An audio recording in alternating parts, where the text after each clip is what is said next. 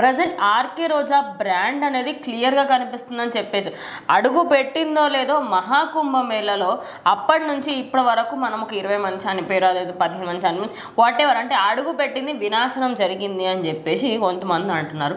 అంటే ఆవిడ నార్మల్గా వెళ్ళింది, దానికి కూడా ఎందుకు తన ఐరన్ లెగ్ అని అంటున్నాం. సో ఆటోమేటిక్గా ఇది మొదటిసారి కాదు కదా, ఎందుకంటే ఆమె ఏ పనికి వెళ్ళినా కూడా అక్కడ ఖచ్చితంగా అంటే మరి ఆ డిజాస్టర్స్ జరిగే దగ్గర ఆమె ఉంటుందా లేదంటే ఆమె కావాలని వెళ్తే జరుగుతుందో నిజంగా తెలియదు, కానీ ఖచ్చితంగా ఆమె చోటైతే చేసుకుంటుంది అనమాట.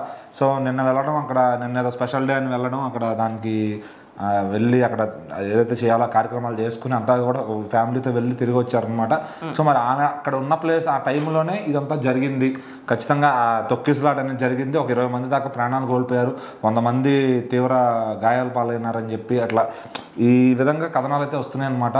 సో మరి ఏదన్నా కానీ రోజా గారి ఎఫెక్ట్ అంతకుముందు అది ఇప్పుడు దాన్ని ఏమంటారు, జగనన్న లాంటివాడే ఒక 5 సంవత్సరాలు కానీ ఎక్కువ ఉండలేకపోయాడు. మరి ఇంకా ఆమె స్ట్రాంగ్గా తెలుస్తుంది కదా, ప్రతిపక్ష హోదా లేకుండా పోయింది. మరి జగనన్నయ్య అంటే 5 ఏళ్ళు గడిపేసింది.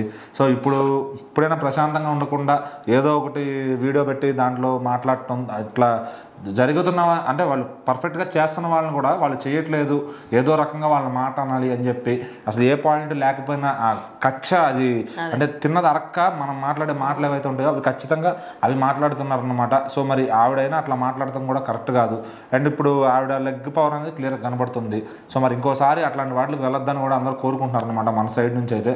సో వేరే వాళ్ళు కూడా వెళ్ళుండొచ్చు కదా అని కొంతమంది అనుకుంటారు, బట్ వాళ్ళకి ఏంటంటే సో ఖచ్చితంగా వాళ్ళు ఎవరు అనేది మనకు తెలియదు. మనకు తెలిసిన వాళ్ళలో టాప్ మోస్ట్ ఉంది ఈమె ఐరన్ లెగ్ అయితే కనుక. సో మరి ఏం పవర్ అనే చాలా మంది ఇప్పుడు 100 మందిలో 90 మందికి ఏం తెలిసినప్పుడు ఆ 10 మంది ఏమని కాదనుకున్నా 90 మంది ఏమే అనుకుంటున్నారు కదా. సో మన సమాజమే గొర్రెల సమాజం. ఖచ్చితంగా ఒకళ్ళు అన్నారు అంటే అది ఖచ్చితంగా ఇంకో 10 మంది ఖచ్చితంగా ఆమెనే అంటారు.